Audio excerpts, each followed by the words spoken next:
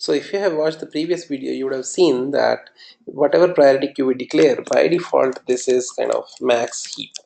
Now actual syntax of declaring a priority queue is essentially not only this, it is actually like we have to declare the data type, we have to declare a vector, and we also have to give a kind of comparison function.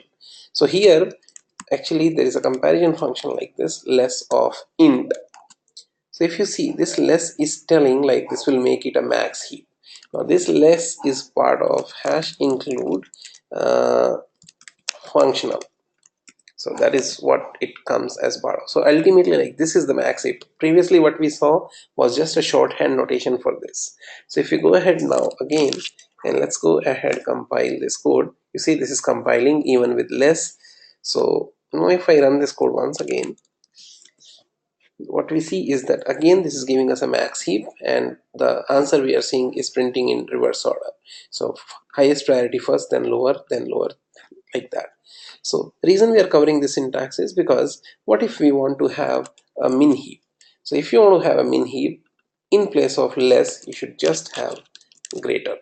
Now the moment you do this, what happens is this priority queue gets converted into a min heap. So let's compile this code once again. Let's go ahead and paste this code, and now you see 0 comes first, then 1, then 3, then 8, then 9, 12, 28. So this is the syntax for making a min heap. So only thing you have to remember is when declaring the priority queue, you have to go with int, then vector of int, and then you have to use either greater or less.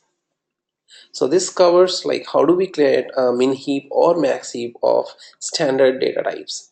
In next video we will also talk about that what if this data type is not standard, this is a custom data type, then how do we go and create a min heap or max heap. So that we will see in the next video.